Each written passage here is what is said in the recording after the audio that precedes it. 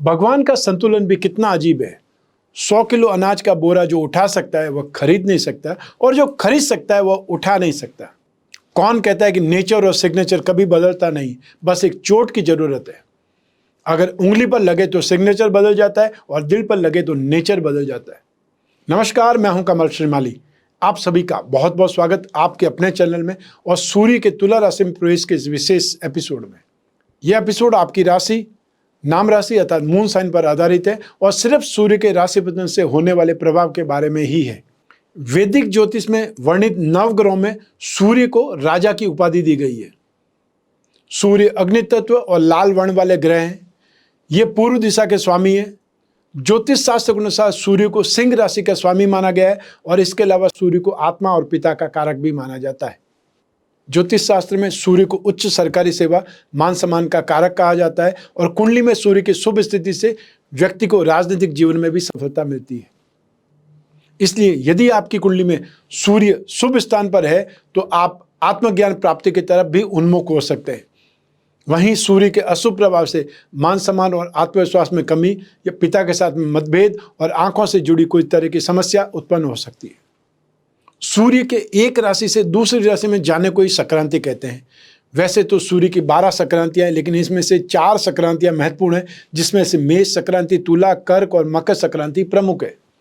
सौर मास के 2 हिस्से हैं, उत्तरायण और दक्षिणायन। सूर्य के मकर राशि में जाने से उत्तरायण प्रारंभ होता है, और सूर्य के कर्क राशि में जाने पर दक्षिणायन प्रारंभ होता है। इसी के बीच में होती है तुला संक्रांति। तो ऐसी स्थिति में तुला संक्रांति अक्टूबर माह के मध्य में आती है। विशेषकर तुला संक्रांति का कर्नाटक में खास महत्व है। इसे तुला संक्रमण कहा जाता है। इस दिन तीर्थोद्भव के नाम से कावेरी के तट पर मेला लगता है, जहाँ स्नान और दान का पुण्य किया जाता है। इस दिन से कार्तिक स्नान प्रारंभ हो जाते हैं। इस दिन देवी लक्ष्मी का भी विशेष पूजन का विधान है, जिसमें किसान देवी लक्ष्मी को अपने फसल के कुछ बीज उन्हें चढ़ाते हैं और उनसे वर्ष भर अच्छी फसल पाने की प्रार्थना करते हैं। माना जाता है कि इस दिन देवी लक्ष्मी का परिवार सहित पूजन करने और उन्हें चावल अर्पित करने से भविष्य में कभी अन्न की कमी नहीं आती। सूर्य के तुला राशि में रहने पर पूरे 1 माह तक पवित्र जलाशय में, तीर्थ स्थानों में स्नान करना शुभ माना जाता है, और इस दिन सुबह जल्दी उठ करके सूर्य को अर्घ्य दिया जाता है और अच्छे स्वास्थ्य के लिए प्रार्थना की जाती है। तो कार्तिक स्नान भी इसी समय काल में आता है। आइए अब बात करते हैं विशेष तुला संक्रांति पूजन की। तो तुला संक्रांति का पुण्य काल 17 अक्टूबर 2022 की दोपहर में 12:08 से शाम को 5:50 तक है, और महापुण्य काल मुहूर्त 17 सितंबर की दोपहर में 3:56 से शाम को 5:50 तक है। तो तुला संक्रांति के दिन देवी लक्ष्मी और देवी पार्वती की पूजा की जाती है, और इसी दिन लक्ष्मी को ताजे जो चावल होते हैं, अनाज होता है, गेहूं के अनाज या जो भी पौधे होते हैं उनकी शाखाओं के साथ में भोग लगाया जाता है, जबकि देवी पार्वती को सुपारी के पत्ते, चंदन की पेस्ट के साथ में भोग लगाया जाता है। तो तुला संक्रांति का पर्व अकाल तथा सूखे को कम करने के लिए मनाया जाता है, ताकि फसल अच्छी हो और किसानों को अधिक से अधिक कमाई करने का लाभ प्राप्त हो। विशेष रूप से कर्नाटक में नारियल को एक रेशम के कपड़े में ढका जाता है। देवी पार्वती का प्रतिनिधित्व मालाओं से सजाया जाता है। और वहीं उड़ीसा में एक और अनुष्ठान चावल, गेहूं और दालों की उपज को मापना है, ताकि कोई कमी नहीं हो। आइए अब बात करते हैं गोचर में सूर्य से बनने वाले योगों की, क्योंकि कुंडली में बनने वाला हर योग कोई न कोई प्रभाव हमारे जीवन पर जरूर डालता है, क्योंकि ग्रहों की चाल ही अच्छा या बुरा करने की ओर प्रेरित करती है। सूर्य के तुला राशि में प्रवेश करने के साथ ही केतु के साथ में युति हो जाएगी, और अगले दिन शुक्र से भी युति हो जाएगी। शनि और राहु के साथ में दृष्टि संबंध बन जाएगा। 26 अक्टूबर की दोपहर से बुध के साथ में भी युति हो जाएगी। इस युति और दृष्टि संबंध का क्या परिणाम मिलेगा, सबसे पहले यही जान लेना चाहिए। सूर्य और शुक्र की युति 18 अक्टूबर से सूर्य और शुक्र की युति हो जाएगी। वैसे तो ज्योतिष में सूर्य और शुक्र दोनों को ही शुभ माना जाता है, लेकिन सूर्य और शुक्र की युति का फल अशुभ होता है। सूर्य को आत्मा के साथ ही मान सम्मान, सत्ता और अधिकार का कारक ग्रह माना जाता है, जबकि शुक्र को भौतिक सुख, संपत्ति और सुंदरता का कारक ग्रह माना जाता है। सूर्य और शुक्र दोनों ही वैभव के कारक माने जाते हैं, लेकिन सूर्य के समीप आकर के क्योंकि शुक्र अस्त हो जाता है, इसलिए सूर्य शुक्र की युति यानी संयोजन को बहुत अधिक लाभदायक नहीं माना जाता है, नहीं कहा जाता है। अब बात करते हैं सूर्य और बुध की युति का फल। 26 अक्टूबर से सूर्य और बुध जब एक साथ में हो तो बुध तिथि योग का निर्माण करेंगे। बुध बुद्धि के स्वामी, तो सूर्य प्रतिष्ठा और तेजस्विता के। जब सूर्य और बुध एक साथ में हो जाते हैं तब इन दोनों ग्रहों की शक्ति कई गुना बढ़ जाती है। इस योग से सोचने समझने की शक्ति बहुत ज़्यादा बढ़ जाएगी।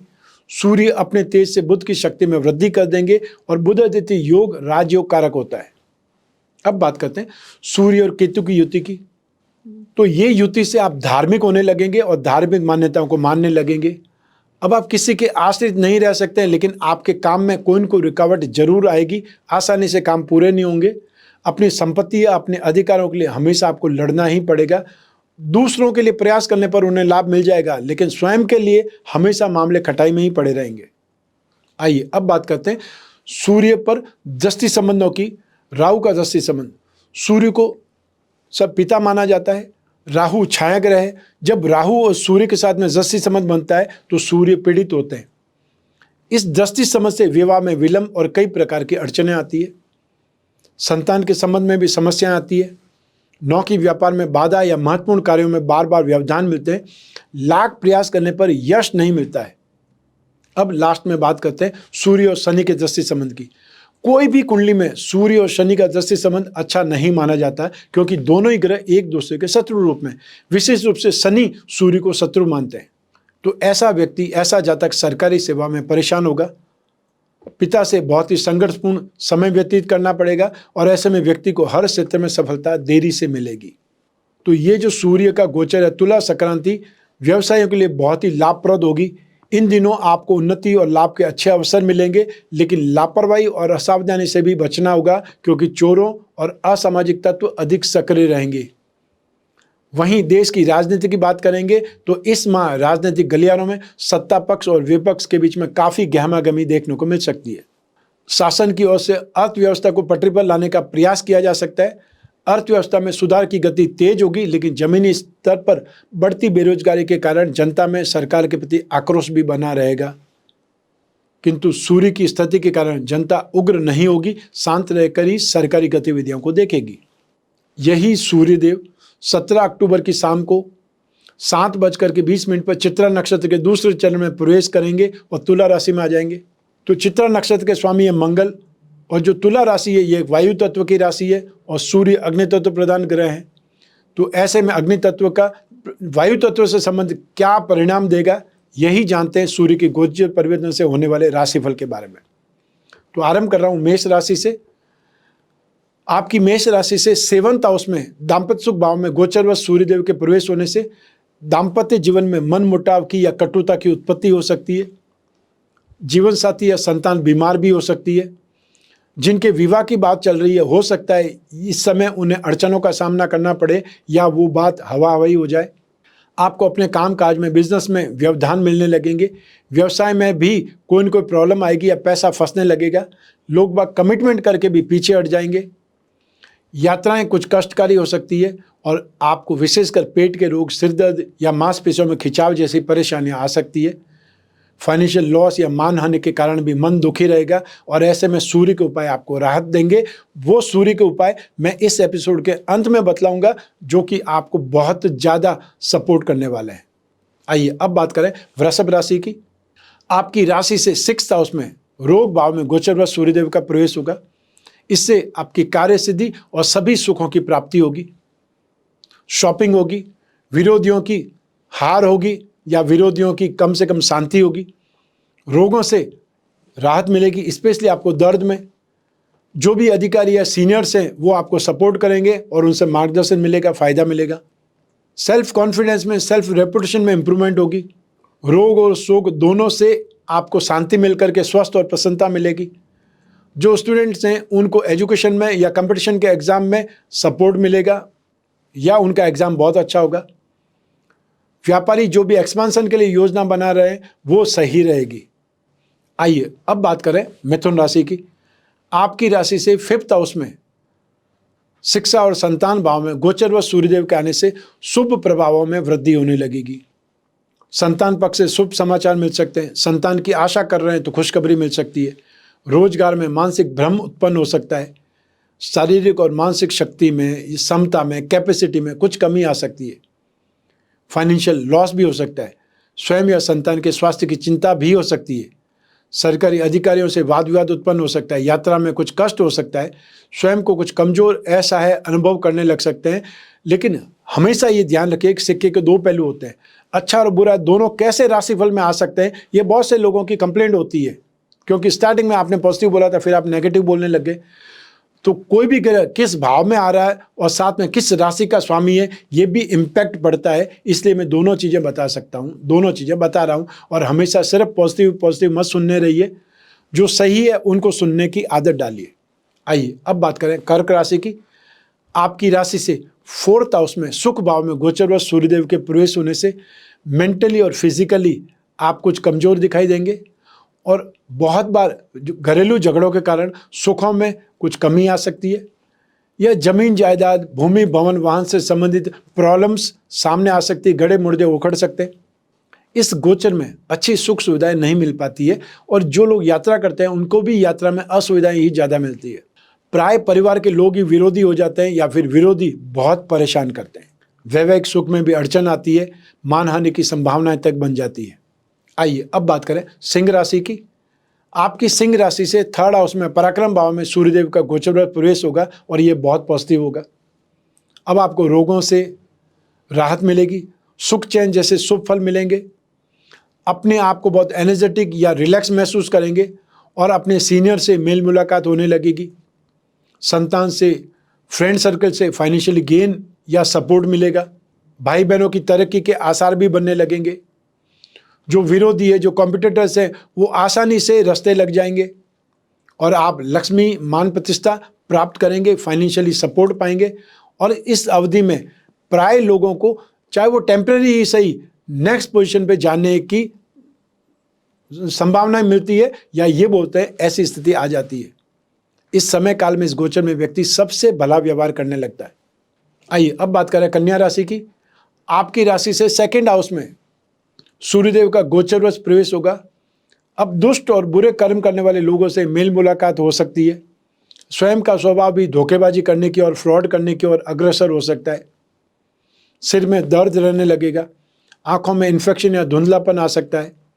व्यापार में, धन संपत्ति में कहीं न कहीं पैसा फंसने का डर लगा रहेगा। फ्रेंड सर्कल से, सगे संबंधियों से, खानदान वालों से कोई बात को लेकर के विवाद हो सकता है, झगड़ा हो सकता है, और लगभग पूरा महीना अशांति या क्लेश में व्यतीत होता है। लेकिन धन भाव में सूर्य के आने से धन प्राप्ति के योग भी आपके लिए बन सकते हैं, और प्रेतक संपत्ति से भी आपको लाभ मिल सकता है, या इन्वेस्टमेंट से लाभ मिल सकता है। सूर्य के उपायों से आपको जो जो नेगेटिव परिस्थितियां, उनमें राहत मिलेगी। आइए अब बात करें तुला राशि की। आपकी राशि में ही गोचरवश सूर्यदेव पधार रहे हैं, और ये सूर्य की नीच राशि है। इस समय आप में अहंकार की भावना आ सकती है, और उससे पैसों का नुकसान हो सकता है। आपके मान सम्मान में कुछ कमी आएगी, हेल्थ भी अच्छी नहीं रहेगी, specially blood pressure, heart problem या थकान, या पेट के रोग, आंखों के रोग कुछ विशेष कष्ट दे सकते हैं। ज़्यादातर समय बिना किसी कारण के भी इधर इधर घूमते रहेंगे, और बहुत बार अपने परिवार से भी दूर रहना पड़ सकता है। संबंधियों, मित्रों, सज्जनों से झगड़ा या विवाद होने से मानसिक संताप बना रहेगा। लेकिन यह समय आपके आत्मविश्वास को बढ़ाने वाला भी होगा। आपकी कैपेसिटी, आपकी परफॉर्मेंस, ये सब कुछ इंप्रूव होगी, ये सब बढ़ेगी। अब बारी है वृश्चिक राशि की। आपकी राशि से, वृश्चिक राशि से 12th भाव में 12th हाउस में सूर्यदेव का गोचरवश प्रवेश होगा। अब कार्य, व्यवसाय और पद प्रतिष्ठा में समस्याएं आने लगेगी। जिन लोगों की टेम्परेरी नौकरी लगी है, उनकी नौकरी पर बात आ सकती है। खर्च बहुत होगा, और बहुत सी कठिनाइयाँ, मुसीबतें झेलनी पड़ेगी। आपको तेज बुखार या इन्फेक्शन जैसी, वायरल फीवर जैसी परेशानियां आ सकती है। जो लोग खाने पीने के शौकीन हैं, उनको पेट में गड़बड़ अधिक रहेगी, और आपके पिता के स्वास्थ्य को लेकर के भी आप इस समय चिंतित रहेंगे। सरकारी विभाग या सरकारी विरोध का सामना करना पड़ेगा। आंखों में कष्ट की संभावनाएं रहेगी। फ्रेंड्स का व्यवहार भी अपोजिट हो जाएगा, और विदेश जाने के मौके मिल सकते हैं। ऐसे में सूर्य के उपाय आपको राहत देंगे। आइए अब बात करें धनु राशि की। आपकी राशि से 11th हाउस में लाभ भाव में गोचरवश सूर्यदेव के प्रवेश होने से आपकी कैपिटल में वृद्धि के योग बनेंगे। आपके कैरियर में भी आपकी परफॉर्मेंस सुधरेगी। आपको कई प्रकार से लाभ, फाइनेंशियल गेन, शानदार खाना पीना, नई पोस्ट या नई नौकरी, बड़े लोगों का सहयोग, सपोर्ट प्राप्त हो सकता है। स्वास्थ्य अच्छा रहेगा, और मांगलिक कार्य, पूजा पाठ, अभिषेक आदि आपके घर में होंगे या आप करवाएंगे। आध्यात्मिकता और सात्विकता में वृद्धि होगी। आपके प्रमोशन का यह समय हो सकता है। वहीं आपको पिताजी से भी मार्गदर्शन मिल सकता है, लाभ मिल सकता है, सहयोग मिल सकता है। आइए अब बात करें मकर राशि की। आपकी राशि से 10वें भाव में गोचरवश सूर्यदेव का प्रवेश होगा। अब रुपया, पैसा, हेल्थ, फ्रेंड्स, इन सभी का सुख प्राप्त होगा। कोई नए प्रोजेक्ट पर काम स्टार्ट करना चाहते हैं, नया कोई बिजनेस स्टार्ट करना चाहते हैं, नया कोई स्टार्टअप स्टार्ट करना चाहते हैं या कुछ भी नया करना चाहते हैं, ये समय सही है, पॉजिटिव है। जो लोग अपनी जॉब स्विच करना चाहते हैं उन लोगों को भी अवसर मिलने वाले हैं या अवसर मिल सकते हैं। जो बड़े लोग हैं उनसे आपकी जान पहचान बढ़ सकती है, दोस्ती हो सकती है। हर कार्य में सफलता मिलने के योग हैं। और जो लोग कोई अच्छी पोस्ट या प्रमोशन की चाह रखते हैं उन्हें वो सम्मान मिल सकता है या गौरव मिल सकता है। आपका रुतबा बढ़ने वाला है, ये बात पक्की है। आइए अब बात करें कुंभ राशि की। आपकी राशि से 9th हाउस में भाग्य भाव में गोचरवश सूर्यदेव का प्रवेश होगा। अब आपके कैरियर में, ऑफिस में यह समय पॉजिटिव रहेगा। और यदि लंबे समय से आप कोई प्रॉपर्टी के लिए एफर्ट कर रहे हैं तो ये समय उस डील का आने वाला है। यह समय इस डील के लिए फिक्स होने वाला है। सरकारी योजनाओं से आपको लाभ मिलेगा, लेकिन आपके वर्चस्व में, आपके रुतबे में, आपकी स्ट्रेंथ में कुछ कमी का एहसास भी होगा। आप पर झूठे आरोप भी लग सकते हैं, यह भी ध्यान रखिएगा। कोई बिना किसी कारण के भी खर्च या फाइनेंशियली लॉस भी हो सकता है और ऐसे में रिस्की इन्वेस्टमेंट्स नहीं करना है। घर में किसी धार्मिक काम का आयोजन भी हो सकता है, लेकिन सूर्य के उपाय आपको जरूर राहत प्रदान करेंगे, वो जरूर करने का प्रयास कीजिएगा। आइए अब बात करें मीन राशि की। आपकी मीन राशि से 8th हाउस में मारक भाव में गोचरवश सूर्यदेव का प्रवेश आपके पिता के स्वास्थ्य को लेकर के चिंता बढ़ाएगा। वहीं आपके ऑफिस में भी कुछ न कुछ प्रॉब्लम आएगी या लोग आपके खिलाफ कुछ न कुछ षड्यंत्र करेंगे। जो लोग टेम्परेरी जॉब पर लगे हैं या टेम्परेरी जॉब पर ही हैं उन लोगों को नौकरी से हाथ धोना पड़ सकता है या नौकरी पर तलवार लटक सकती है। जो बिजनेसमैन हैं उनके लिए भी ये समय अच्छा नहीं कहा जा सकता है। विरोधियों से विवाद हो सकता है। बवासीर या जो अपच जैसे रोग परेशान कर सकते हैं या फिर जीवन साथी की बीमारी को लेकर के आप परेशान हो सकते हैं। खर्च बहुत होगा। जो लोग ब्लड प्रेशर के मरीज हैं उनको हॉस्पिटल के चक्कर काटने पड़ सकते हैं। सूर्य के उपाय जरूर आपको राहत देंगे। अब बात करते हैं सूर्य दोष निवारण के उपाय क्या है। हर रविवार को जब सूर्य की होरा आता है, सूर्योदय से 1 घंटे के भीतर भीतर आप गेहूं, गुड़, घी, तांबा, लाल कपड़ा, मसूर की दाल, सोना, गाय या गाय का बछड़ा दान कर सकते हैं। यही दान सूर्य के नक्षत्रों में करें तो और ज़्यादा बेटर होता है, जैसे कृतिका नक्षत्र, उत्तरा फाल्गुनी या उत्तराषाढ़ा में करना। इस उपाय के अंतर्गत सभी वस्तुओं का एक साथ भी दान कर सकते हैं। जो आपकी पॉकेट अलाउ करे उसमें से कोई भी वस्तु, एक वस्तु भी दान कर सकते हैं। सूर्य की कमजोरी से या सूर्य की प्रतिकूलता से अपयश मिलता है, हार्ट प्रॉब्लम होती है, हड्डियों की प्रॉब्लम आती है, तो रविवार को इन वस्तुओं का दान करना राहत प्रदान करता है। आइए अब बात करें सूर्य दोष निवारण के दूसरे उपाय। उसमें नित्य सूर्य को अर्घ्य देना शुभ माना गया है। भगवान विष्णु या भगवान श्री राम की पूजा उपासना सर्वश्रेष्ठ है। सूर्य ग्रह की शांति के लिए सूर्य के एकाक्षरी मंत्र ओम घृणी सूर्य नमः, इस मंत्र का जाप कर सकते हैं, या सूर्य का बीज मंत्र ओम राम रीम रोम सह सूर्य नमः, इस मंत्र का नित्य जब भी हो, जब भी समय मिले यथासंभव जाप करना चाहिए। जो लोग माँ गायत्री के उपासक है वो ओम आदित्य विद्महे दिवाकराय धीमहि तन्नो सूर्य प्रचोदयात्, इस मंत्र का जाप कर सकते हैं। आदित्य हृदय स्तोत्र का पाठ करना सर्वश्रेष्ठ है। सूर्य ग्रह की शांति के लिए आप 1 मुखी या 12 मुखी रुद्राक्ष धारण कर सकते हैं। सूर्य के प्रतिकूल प्रभावों से रक्षा के लिए आप 12 आदित्य कवच धारण कर सकते हैं। ये था सूर्य का तुला राशि में गोचर फल। ये राशिफल आपकी जन्म कुंडली में से एक ग्रह चंद्रमा को आधार बना करके मैंने बतलाया है, लेकिन आपकी जन्म कुंडली में सूर्य की स्थिति, आपको कौन सी दशा चल रही है, नवांश की क्या पोजीशन है, कौन सा ग्रह कितनी डिग्री का है, कौन से ग्रहों के योग हैं या क्या युति है, क्या दृष्टि संबंध है, इन सब का इम्पैक्ट भी आपको मिलता ही रहेगा। आप चाहें तो अपनी जन्म कुंडली के संदर्भ में इस राशिफल को जान सकते हैं। और यूँ भी जब समस्याएं ज़्यादा हो, भविष्य में झांकना हो, कोई बहुत बड़ा डिसीजन लेना हो, तब अपनी कुंडली का विश्लेषण जरूर करवाना चाहिए। तो ऐसी स्थिति में इस एपिसोड के स्टार्टिंग में आपने शेड्यूल देखा होगा। यदि आप उन शहरों के आसपास रहते हैं तो आप फेस टू फेस मिल सकते हैं, अन्यथा आप घर बैठे टेलीफोनिक कंसल्टेंसी के माध्यम से अपनी समस्याओं का हल जान सकते हैं या अपनी कुंडली के बारे में डिस्कस कर सकते हैं, विश्लेषण प्राप्त कर सकते हैं। जो भी उपाय होंगे मैं विस्तार से आपको बतलाऊंगा और उसको लिखित रूप में आप तक पहुंचाने का काम भी मेरे टीम मेंबर्स करेंगे।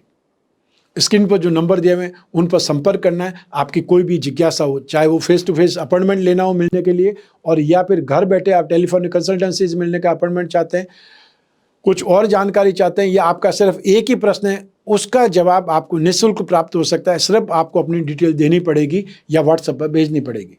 मैं कामना करता हूं कि आप स्वस्थ रहें, प्रसन्न रहें, सुरक्षित रहें। अपना और अपने परिवार का, घर के छोटे छोटे बच्चों का और घर के महिलाओं का बहुत ज़्यादा ख्याल रखें। आप सभी को मेरा नमस्कार, बहुत बहुत शुभकामनाएं। ईश्वर आपकी रक्षा करे, भगवान सूर्य नारायण आपकी रक्षा करें। बहुत बहुत धन्यवाद।